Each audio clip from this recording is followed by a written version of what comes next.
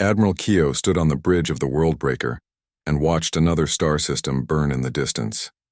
The massive ship floated through space like a metal mountain, its hull stretching for 20 kilometers from bow to stern. Red lights pulsed along its surface like a heartbeat, giving the vessel its nickname among the crew, the Blood Star. Around it, 300 other ships of the Vorthak Royal Fleet moved in perfect formation, each one built for a single purpose: to end worlds. The bridge was dark except for the glow of control panels and the crimson emergency lighting that bathed everything in an ominous red. Keo preferred it this way. Darkness helped him think, and the red reminded everyone aboard what their mission meant: death, destruction, the complete end of civilizations that dared to refuse the Empire's generous offer of slavery. "Admiral, we have completed the cleansing of the Helix system," reported Captain Hana from her position at the tactical station. Her voice was calm and professional, as if she had just announced the weather instead of the destruction of 4 billion lives. "All resistance has been eliminated. The mining ships are moving in to harvest the remaining resources." Keo nodded without turning around. Through the massive viewports, he could see the orange glow of a dying world in the distance. What had once been Helix Prime was now nothing more than molten rock and toxic clouds. The planet's defenders had been brave. He would give them that.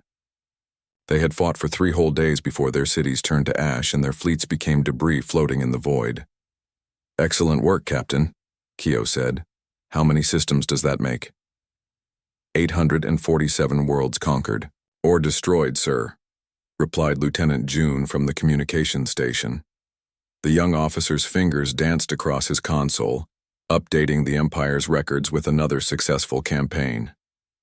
"The Emperor will be pleased with our progress." Kyo finally turned to face his crew. His dark eyes swept across the bridge, taking in the faces of the men and women who had helped him bring the Empire's justice to so many worlds. They were good soldiers, all of them.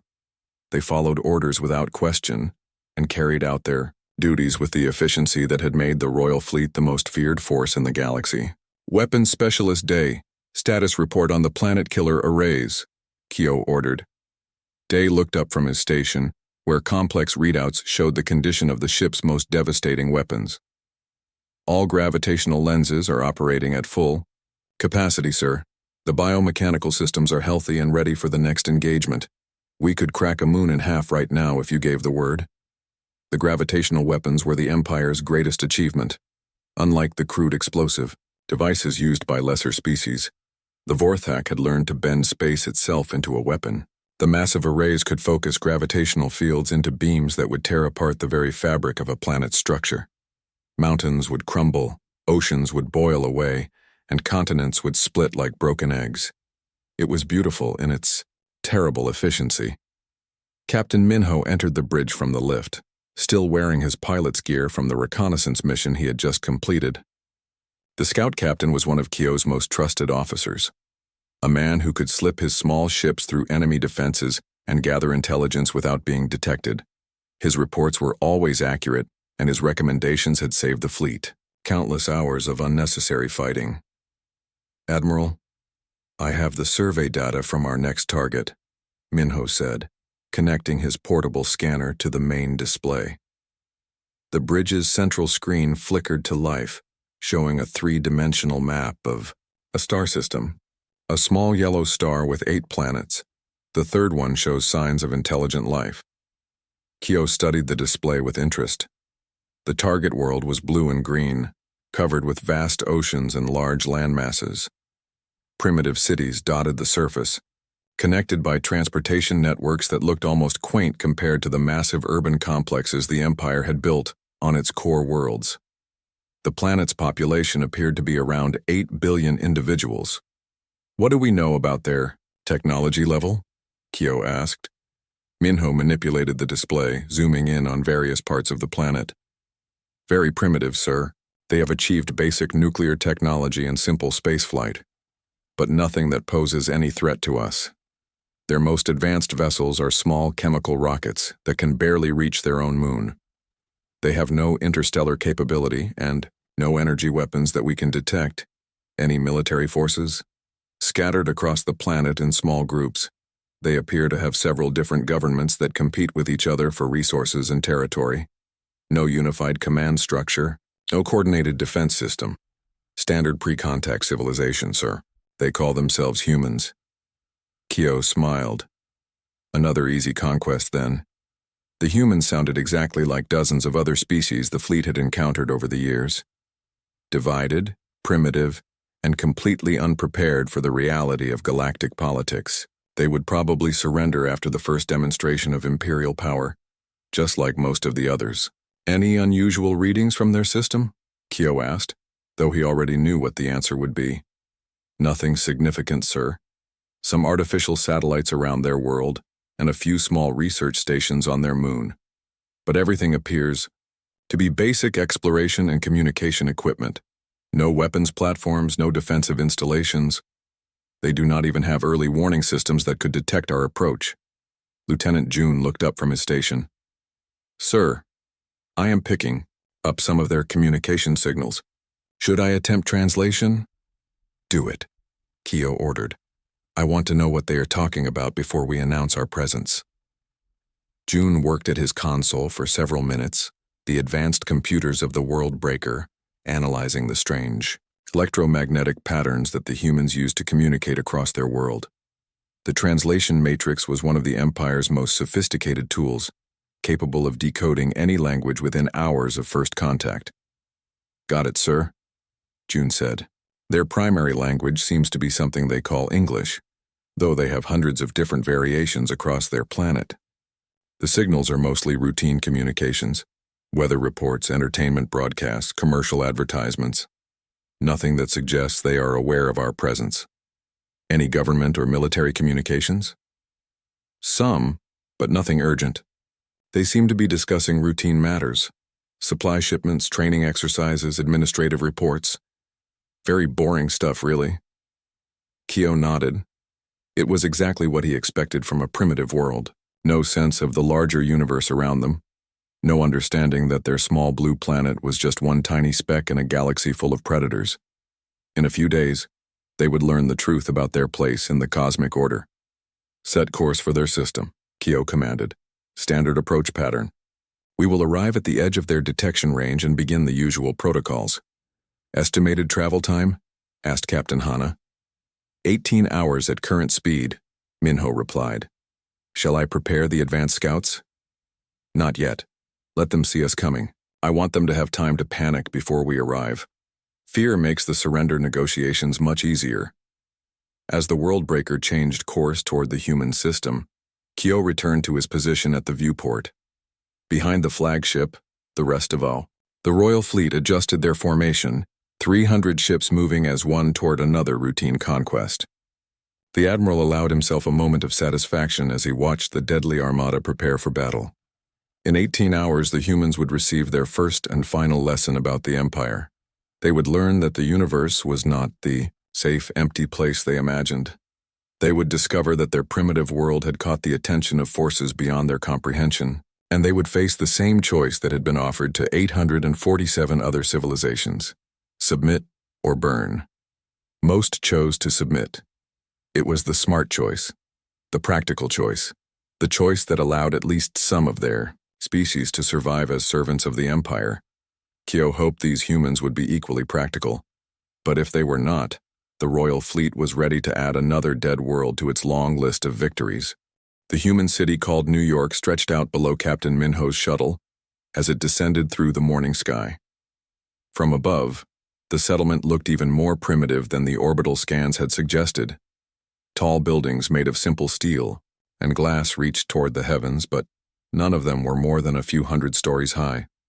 The transportation network consisted of ground-based vehicles that moved along fixed paths, burning chemical fuel and creating thick clouds of pollution. It was exactly the kind of crude infrastructure that Minho had seen on dozens of other pre-contact worlds. The shuttle touched down in a large open area that the humans had hastily cleared for their arrival. Hundreds of their security forces surrounded the landing zone, armed with what appeared to be projectile weapons that fired small metal bullets. Minho almost laughed at the sight. The primitive firearms would barely scratch the paint on his shuttle, let alone pose any threat to a Vorthak soldier wearing proper armor. As Minho stepped out of the shuttle, he was struck by the strange smell of the human atmosphere. The air was thick with chemical pollutants and organic waste, completely unlike the carefully filtered atmosphere aboard Imperial ships. He adjusted his breathing apparatus and walked toward the group of humans who were waiting to meet him. The human delegation was small, just 3 individuals standing near a collection of primitive ground vehicles. Minho had expected crowds of terrified civilians or perhaps rows of soldiers preparing for a desperate last stand. Instead, these humans appeared calm and professional, almost as if they were greeting a business partner rather than an emissary of their potential destruction. The first human to approach was a woman wearing what appeared to be a scientific uniform, covered with various badges and insignia. She stepped forward with a confident stride and extended her hand in what Minho recognized as a human greeting gesture. "Welcome to Earth," she said in accented but clear galactic standard. "I am Dr. Nari, Kim, representing the scientific community of our world. We are honored by your visit." Minho was surprised that she could speak the Imperial language, though he realized that the humans had probably been monitoring their communication since the fleet arrived at the edge of their system. Still, learning galactic standard in less than a day showed more intelligence than he had expected from such a primitive species. The second human was clearly a military officer, though his uniform was simpler than anything Minho had seen in the Imperial forces. The man's bearing was professional and alert, but he showed no signs of the terror that usually marked first contact with species facing the Royal Fleet. "General Wu, commanding the Earth Defense Forces," the officer said with a slight bow. "We appreciate you taking the time to meet with us before beginning formal negotiations." The third human was older than the others, dressed in formal civilian clothing that suggested high political rank. She smiled warmly as she introduced herself, as if this were a pleasant social gathering rather than a meeting to discuss the surrender of her entire world. "Ambassador Ray speaking for the United Nations of Earth," she said. "We have prepared a suitable location for our discussions, if that meets with your approval." Minho nodded and followed the humans to their vehicles. The primitive transports moved slowly through the city streets, giving him plenty of time to observe the human population. What he saw continued to puzzle him. The civilians they passed on the streets seemed curious about the alien visitor, but not afraid.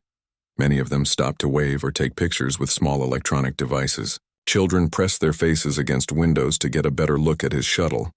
This was not the behavior he expected from a species about to be conquered.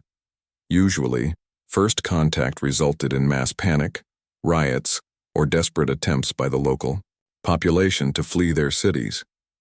These humans acted as if alien contact was something they had been expecting. The meeting location was a large building that the humans called the United Nations headquarters. Inside, Minho was led to a conference room filled with dozens of human representatives from what Dr. Nari explained were their various governments and organizations. Again, he was struck by how calm and prepared they seemed. Ambassador Ray took her place at the head of a large table and gestured for Minho to sit across from her. The other humans arranged themselves around the room, many of them taking notes on primitive paper documents or small electronic devices. It felt more like a university lecture than a surrender negotiation. "Captain Minho, we understand that you represent the Vorthak Empire and that your fleet has come to our system with specific intentions," Ambassador Ray began. "Would you please explain your empire's position regarding Earth?" Minho activated his portable translator and began the speech that he had delivered to countless worlds across the galaxy. "The Vorthak Empire extends its generous offer of protection to your world.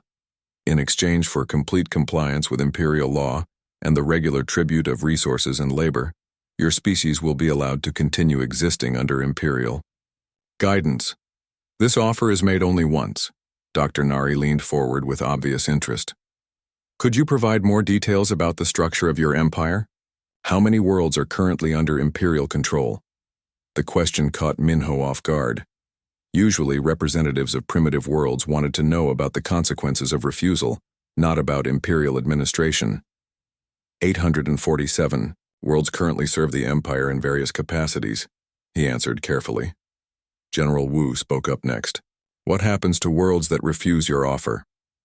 They are eliminated as a threat to Imperial security, Minho replied with the standard phrase.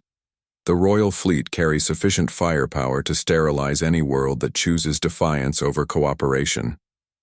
Interesting, General Wu said, making notes on his primitive paper pad. Could you describe the capabilities of your fleet in more detail? For instance, how do your gravitational weapons function? Minho hesitated. This was definitely not the usual flow of surrender negotiations. Why do you ask such questions? Ambassador Ray smiled politely. We believe that understanding your capabilities will help us make a more informed decision about our response to your offer. Surely you can appreciate the importance of having complete information before making such a significant choice. Dr. Nari nodded enthusiastically.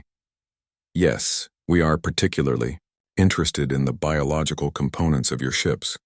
Our scientists have detected unusual energy signatures from your vessels that suggest a fusion of organic and mechanical systems.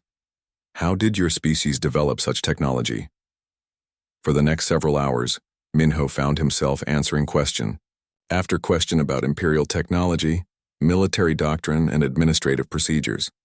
The humans seemed fascinated by every detail, from the composition of ship hulls to the command structure of the Royal Fleet. They asked about supply chains, communication systems, and tactical formations with the thoroughness of military intelligence. Analysts. General Wu was especially interested in the fleet's standard operating procedures. When you encounter a defended world, what is your typical approach pattern? Do you prefer to engage defensive forces directly, or do you focus on attacking population centers? We adapt our tactics to the situation, Minho replied, though he was beginning to feel uncomfortable with the direction of the questions. Against primitive worlds, a simple demonstration of power is usually sufficient to ensure compliance. What kind of demonstration? Dr. Nari asked. Typically, we destroy an uninhabited planet or moon in the target system. This shows the local population what will happen to their world if they choose to resist. Ambassador Ray nodded thoughtfully. And how long do you usually give a species to consider your offer? 24 hours is standard, though we can be flexible if the local government needs additional time to organize the surrender. Very reasonable, Ambassador Ray said. We appreciate your patience with our questions, Captain. This information will be very helpful in our deliberations. As the formal session ended, Minho was escorted back to his shuttle by the same 3 humans who had greeted him. On the way, Dr. Nari asked one final question that would stay with him during the flight back to the Worldbreaker. Captain, in your experience, what percentage of species choose to resist rather than surrender? Very few, Minho admitted. Perhaps 1 in 50. Most civilizations recognize the futility of fighting the Royal Fleet. And what happens to those who resist? They are completely destroyed. No survivors, no exceptions. It serves as an example to other worlds that might consider defiance. Dr. Nari smiled in a way that made Minho suddenly uncomfortable. Thank you for the information, Captain. It has been very educational. As his shuttle lifted off from the primitive human city, Minho reflected on the strange meeting. The humans had seemed almost eager to learn about Imperial capabilities, but their questions suggested a level of strategic thinking that he had not expected from such a primitive species. Still, their curiosity would not save them if they chose poorly. 24 hours later, the answer came in the form of a transmission broadcast on all frequencies throughout the system. Admiral Keo listened to the message with growing amazement as Ambassador Ray's voice filled the bridge of the Worldbreaker. People of the Vorthak Empire, we thank you for your comprehensive briefing on Imperial capabilities and procedures. Your intelligence has been invaluable. Admiral Keo stood before the massive targeting display on the bridge of the Worldbreaker, studying the red planet that hung in space like a distant jewel. Mars, the humans called it, the 4th world in their primitive solar system. It was perfect for the demonstration, close enough to Earth that the humans would have an excellent view of Imperial power, but far enough away that the destruction would not interfere with the eventual occupation of their homeworld. Captain Hana, bring all gravitational lens arrays to full power, Keo commanded. I want this demonstration to be memorable. Hana worked at her console, her fingers dancing across the complex controls that managed the World Breaker's most devastating weapons. Around the bridge, warning lights began to pulse as the ship's massive power systems channeled energy into the gravitational manipulation devices. The deck vibrated slightly under their feet as the biomechanical components of the vessel awakened fully for the first time since the last world-cracking operation. "All arrays charging, sir," Hana reported. "Estimated time to full power, 8 minutes." Through the viewports, Kyo could see the rest of the royal fleet taking position around the flagship. 300 ships arranged themselves in a perfect sphere formation, each one adding its own gravitational lenses to the combined firepower that would soon reduce Mars to rubble. The sight never failed to impress him. So much destructive power gathered in one place, ready to remake entire worlds according to the Empire's will. Weapons Specialist Day monitored the energy readings from his station. "Sir, all biomechanical systems are responding normally. The organic components are showing excellent synchronization with the mechanical arrays. We are getting perfect resonance across all frequency ranges." The gravitational weapons were the Empire's greatest achievement, a perfect fusion of biology and technology that allowed them to manipulate space itself. Living tissue grown in specialized laboratories provided the sensitivity needed to detect and manipulate gravitational fields, while mechanical components amplified and focused the effect until it became a weapon capable of tearing planets apart. At the molecular level, Lieutenant June looked up from the communication station. "Admiral, I am detecting increased activity from the human communication networks. They appear to be broadcasting updates about our fleet movements to their entire population." "Let them watch," Kyo replied. "I want them to see exactly what happens. To worlds that refuse the Empire's generous offer, fear will make the surrender negotiations much simpler." Captain Minho entered the bridge from the observation deck, where he had been studying the human system through the ship's advanced telescopes. "Sir, I have completed the tactical survey of Mars. The planet has a thin atmosphere and no significant defensive installations. A few primitive research stations, but nothing that will interfere with the demonstration." Kyo nodded. Mars would make an excellent example. The planet was large enough that its destruction would be visible from Earth with primitive telescopes, but small enough that the World Breaker could crack it in half with a single sustained burst from the gravitational arrays. The humans would see their neighboring world split apart like a broken egg, and they would understand exactly what awaited Earth if they continued their foolish resistance. "Gravitational arrays at 90% power," Hana announced. "All systems showing green across the board. Ready to fire on your command, sir." Kyo activated the fleet-wide communication system. "All ships, this is Admiral Kyo. Prepare to witness the power of the Empire. Today we demonstrate to these primitive humans the futility of resistance against Imperial will. Target, Mars.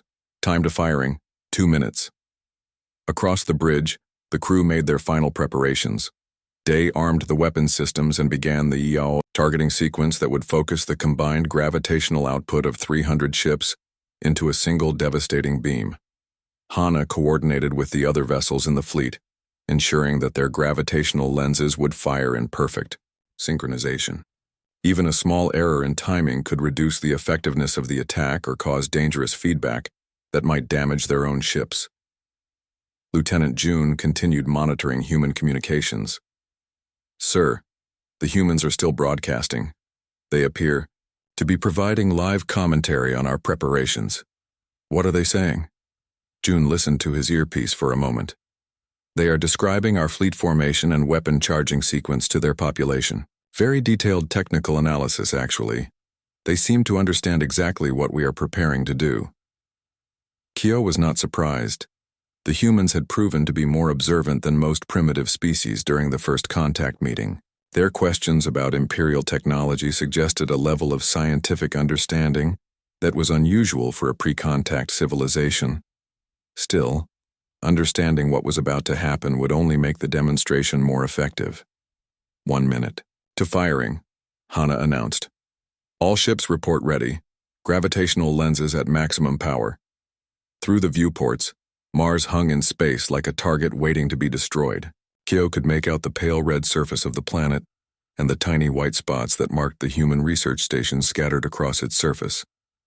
In less than a minute, all of that would be gone, reduced to asteroid-sized chunks of rock tumbling through space. 30 seconds to firing. All ships locked on target. Kyo allowed himself a moment of satisfaction as he watched the final countdown. This was the moment that defined the Empire, the instant when raw power demonstrated the futility of resistance. After today, the humans would understand their place in the galactic order. 10 seconds, 5, 4, 3, 2, 1, fire. The world breaker shuddered as its gravitational arrays discharged their accumulated energy. A beam of twisted spacetime lanced out from the flagship toward Mars, followed instantly by similar beams from every other ship in the fleet. The combined gravitational pulse was invisible to the naked eye, but its effects would be devastating. Mountains would crumble, the planet's core would destabilize, and the entire world would tear itself apart from within. But something was wrong. "What the hell?" Day exclaimed from his weapons station, staring at readings that made no sense. The gravitational beam had reached Mars and simply stopped. Not absorbed, not deflected, but stopped, as if it had struck something invisible that existed in the empty space around the planet. The devastating energy that should have cracked the world in half was dispersing harmlessly into space. "Impossible," Hana whispered, checking and rechecking her targeting systems. "The beam is on target. All systems are functioning normally, but the energy is not reaching the planet." Captain Minho rushed to the sensor station and began running detailed scans of the Mars region. "Sir, I am detecting some kind of barrier around the planet. It appears to be a gravitational field of unknown composition, but it is definitely artificial." "Artificial?" Kyo demanded. "The humans do not have that level of technology." "According to our intelligence, they should not," Minho replied. "But the readings are unmistakable. There is a protective barrier surrounding Mars that is somehow neutralizing our gravitational weapons." Lieutenant June looked up from his communications console with obvious confusion. "Sir, I am receiving a transmission from the human planet." "Put it on speaker." Dr. Nari Kim's voice filled the bridge, calm and professional despite the massive display of Imperial firepower that had just been directed at her star system. "Greetings, Admiral Kyo. We observed your demonstration with great interest. Our scientists found your gravitational manipulation techniques quite impressive, though perhaps not as advanced as you might believe. We thought you might enjoy seeing our own defensive capabilities." "Impossible," Kyo muttered. "They are a primitive species. They should not have the technology to stop our weapons."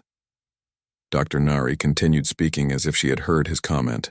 "We have been studying gravitational physics for quite some time, Admiral. Your weapons operate by creating focused gravitational distortions that destabilize planetary structure.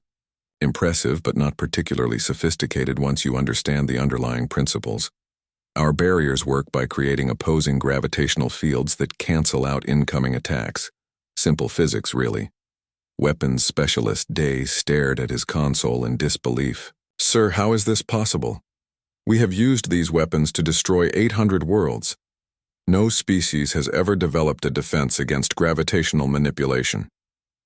"Because," Dr. Nari's voice replied, "no species has ever had advance warning about your capabilities.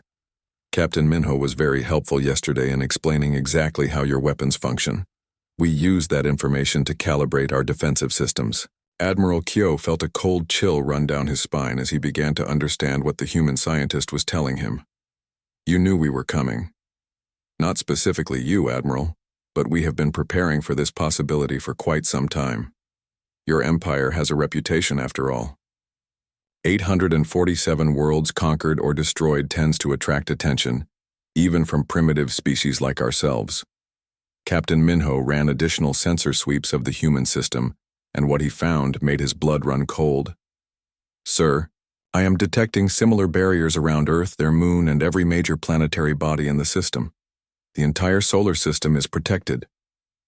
General Wu's voice joined the communication. Admiral Kyo paced the bridge of the world breaker like a caged predator, his eyes fixed on the tactical display that showed the impossible situation his fleet now faced. 3 days had passed since the failed demonstration on Mars. and every hour brought new revelations about the true nature of the human solar system. What had appeared to be a primitive backwater world was revealing itself to be the most sophisticated fortress the Empire had ever encountered.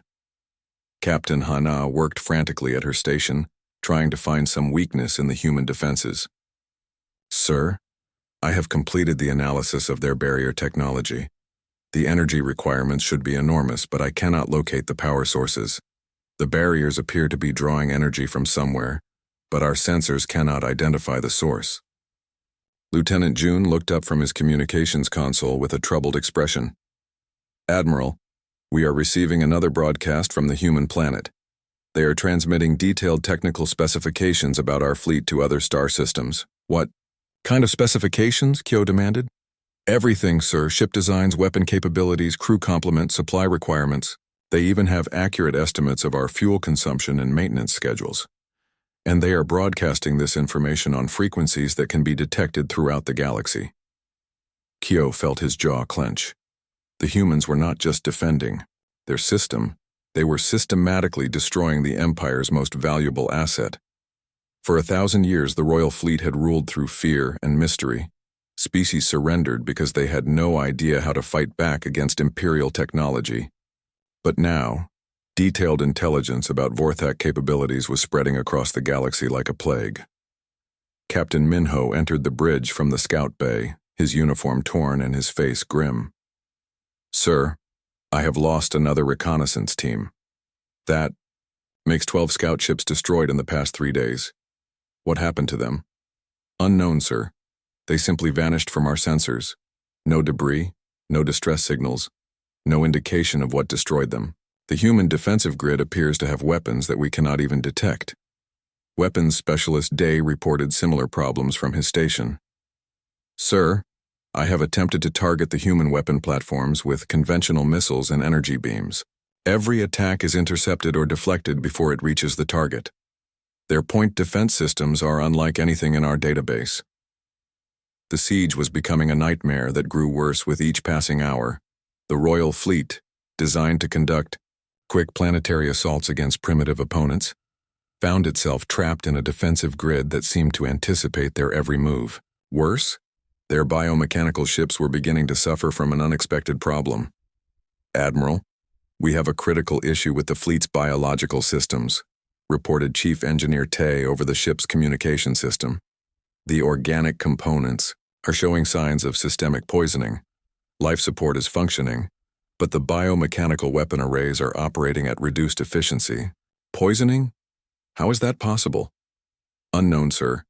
We have detected trace amounts of unknown biological agents throughout the outer system. They appear to be specifically designed to target Vorthak biotechnology. The contamination is subtle but persistent." Kyo realized with growing horror that the humans had not just prepared defensive barriers and hidden weapons. They had somehow developed biological warfare agents specifically designed to attack Vorthak technology. The implications were staggering. How could a primitive species have such detailed knowledge of Imperial biosystems? Dr. Nari Kim's voice crackled over the communication system as if she had been listening to their conversation. "Admiral Kyo, I hope your crew is not experiencing any discomfort. We have been releasing harmless research specimens into the outer regions of our system. Nothing dangerous, just some modified viruses that we developed based on biological samples recovered from previous Imperial visits to other worlds." "Previous visits?" Kyo asked, though he dreaded the answer. "Oh yes, Admiral. Your Empire has been quite active over the past few centuries. We have collected extensive samples from worlds that were attacked by your forces. Dead Vorthak soldiers, debris from destroyed ships, even some intact biomechanical components that survived planetary bombardments. We have had a very long time to study Imperial technology." General Wu's voice joined the communication. "We should probably mention that we have been in contact with survivor populations from several worlds that your Empire attacked. The stories they tell about Imperial methods are quite interesting. They have been very helpful in developing countermeasures." Captain Minho stared at his sensor displays in disbelief. "Sir, how is this possible? The Empire destroyed those worlds completely. There should be no survivors." Ambassador Ray answered his question with the patient tone of a teacher addressing a slow student. Captain, your Empire's method of planetary destruction is quite thorough, but not perfect. Small groups always manage to escape in the confusion. Refugee ships, deep space research stations, off-world mining colonies, they scatter across the galaxy and eventually some of them find their way to worlds like ours. We have been collecting these survivors for over 200 years, Dr. Nari added, learning from them, studying their experiences, preparing for the day when the Royal Fleet would finally notice our little corner of the galaxy. Every refugee who reached Earth brought new intelligence about Imperial capabilities and tactics. Lieutenant June's hands shook as he processed the communication intercepts flowing through his station. Sir, they have been broadcasting our current position and tactical situation to every system within 50 light years. Other species are receiving detailed updates about our status every few hours. The psychological impact was almost worse than the physical damage to the fleet. Kyo could see the effect on his crew as they realized that their reputation for invincibility was crumbling across the galaxy. Species that had lived in terror of the Royal Fleet for generations were learning that the Imperial war machine could be stopped, analyzed, and countered by a single primitive world. Admiral, Captain Hana reported from her station. Long-range sensors are detecting movement in several nearby systems. It appears that local species are mobilizing their own forces. Mobilizing for what?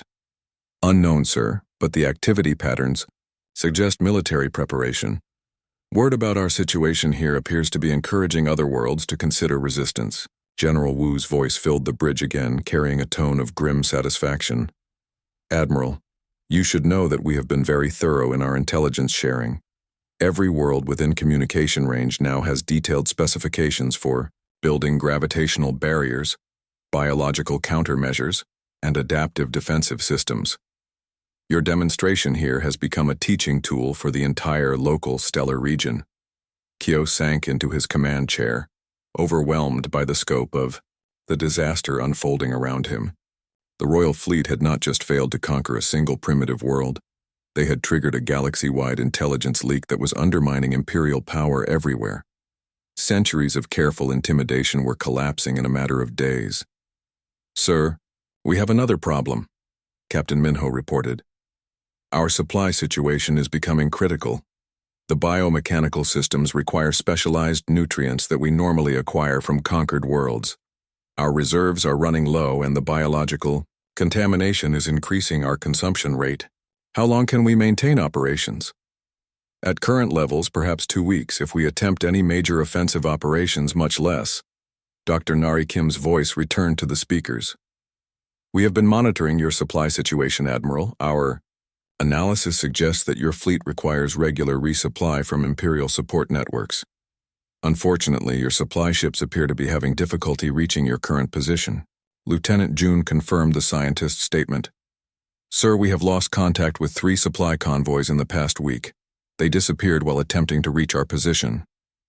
The outer regions of our system can be quite hazardous, General Wu explained helpfully.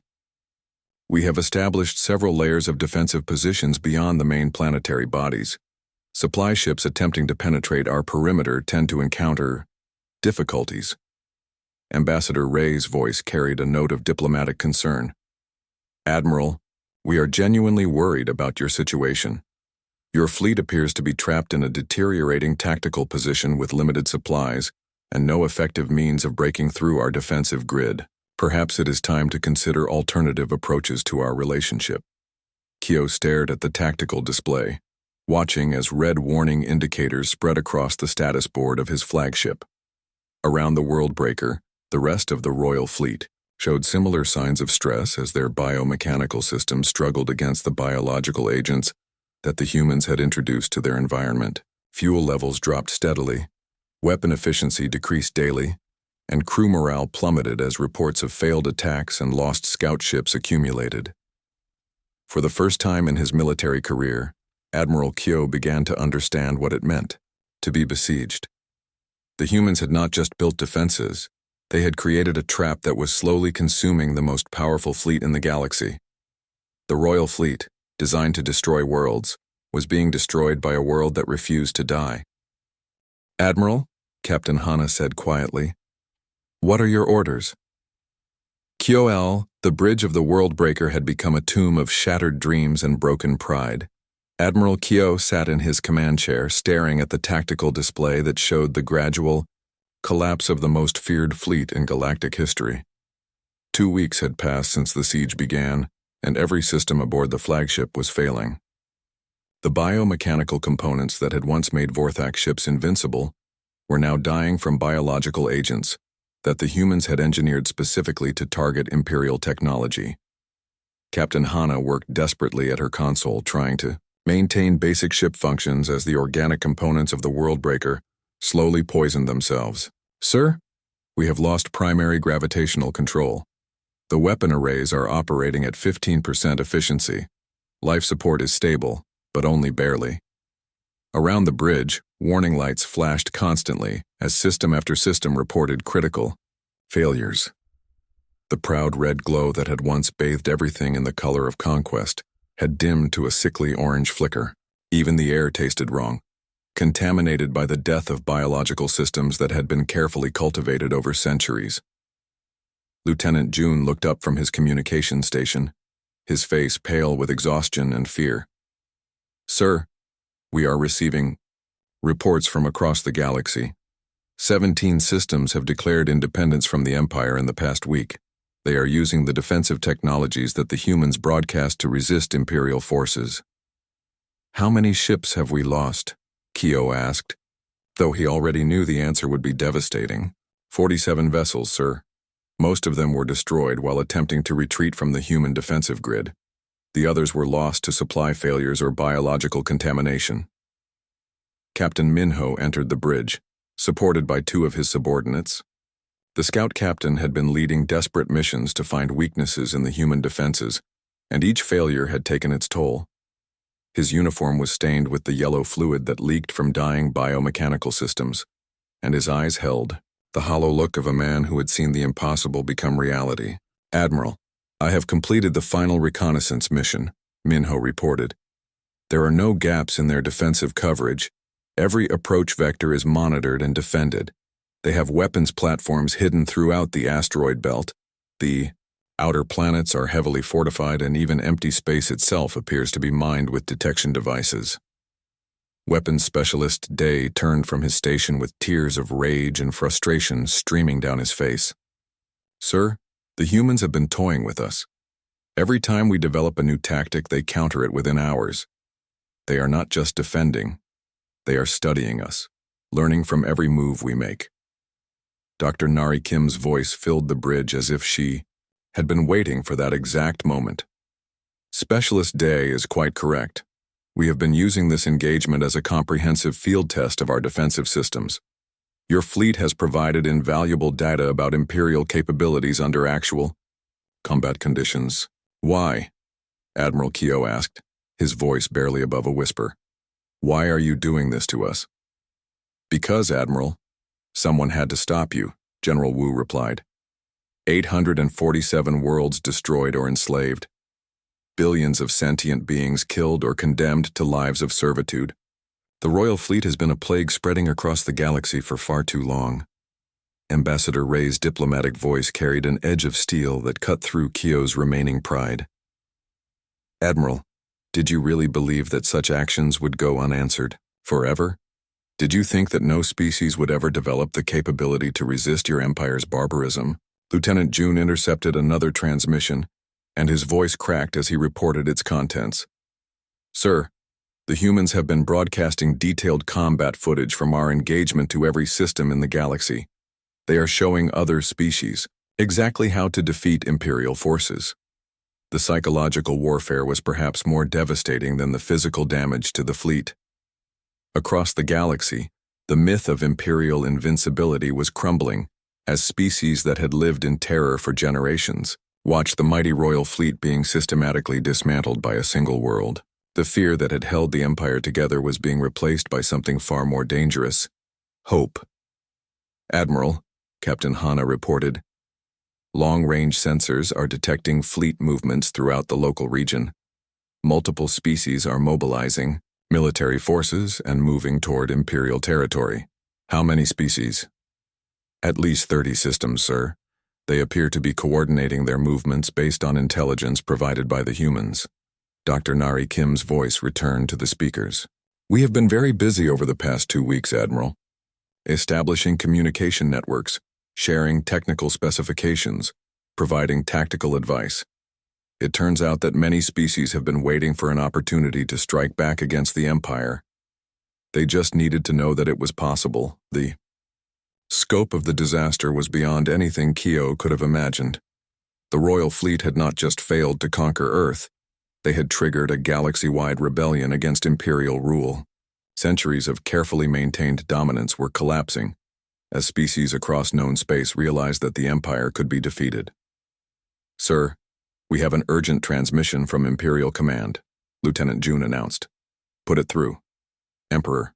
Vask's voice filled the bridge cold with barely controlled fury. Admiral Kyo, explain to me how a primitive world has managed to destroy nearly 20% of the Royal Fleet and trigger rebellions across 17 systems. Your Majesty, the humans were not what they appeared to be. They have been preparing for this confrontation for centuries. Their entire solar system is a fortress designed specifically to counter Imperial tactics. And you walked directly into their trap. Yes, Your Majesty, I did. The silence that followed lasted for nearly a minute before the Emperor spoke again. Admiral, you will withdraw immediately. Do not engage the humans further. Do not attempt to salvage this disaster. Return to Imperial space with whatever ships remain operational. Yes, Your Majesty. As the transmission ended, General Wu's voice filled the bridge with grim satisfaction. Admiral, we have been monitoring your communications with Imperial Command. We know that you have been ordered to retreat. Then let us go, Kyo said desperately. We will leave your system and never return. Oh, we intend to let you go, Admiral, but not for the reasons you might hope. Dr. Nari Kim continued the explanation. You see, Admiral, we want you to return to Imperial space. We want you to carry word of what happened here to every corner of your empire. We want every Imperial commander to know that the Royal Fleet can be defeated. The truth hit Kyo like a physical blow. The humans had never intended to destroy his fleet completely. They had been deliberately allowing ships to survive, ensuring that word of their defeat would spread throughout Imperial space. The siege had not been about conquest or defense. It had been about sending a message to the galaxy. But that is not all, Admiral, Ambassador Ray said. We also want you to carry a warning back to your Emperor. What warning? That the siege of Seoul was just the beginning. Captain Minho looked up from his sensor console with an expression of absolute terror. Sir, something is happening to the planet. The surface is opening. On the main display, the blue-green world of Earth was transforming before their eyes. Massive sections of the planetary crust were sliding apart like opening doors, revealing enormous caverns beneath. From these underground bays, ships began to emerge, not the primitive chemical rockets that Imperial intelligence had detected, but sleek vessels that moved with the purposeful grace of predators. Admiral, meet humanity's true navy, General, Wu announced. We call them the World-Breaker Hunters. Each ship was designed for one specific purpose, to track down and eliminate Imperial planet-killer vessels. The human ships were unlike anything in Imperial databases. They moved without visible propulsion. Their hulls seemed to shift and adapt as Kyo watched, and their weapons appeared to be variations of the same gravitational technology that the Empire used. But where Imperial ships were designed to attack defenseless worlds, these vessels were clearly built for ship-to-ship combat against heavily armed opponents. Dr. Nari Kim provided the technical details with obvious pride. We have been studying captured Imperial technology for 2 centuries, Admiral. Every gravitational weapon we analyzed, every biomechanical system we dissected, every tactical manual we recovered from destroyed worlds, all of it contributed to the design of our hunter fleet. You see, Admiral, we learned something important from the survivors who reached our world, Ambassador Ray explained. The Empire is powerful, but it has a critical weakness. Your entire military doctrine is based on attacking the defenseless. You have never faced an opponent who was specifically prepared to fight back. Lieutenant June counted the ships emerging from Earth's hidden bays. Sir, I am detecting over 200 vessels. They are taking formation around our fleet. They are not here to destroy you, Admiral, General Wu said. They are here to escort you home. We want to make absolutely certain that you reach Imperial space safely. After all, you have a very important message to deliver. As the Worldbreaker limped away from the Sol system, surrounded by human hunter ships that could have destroyed the Imperial fleet at any moment, Admiral Kyo Yu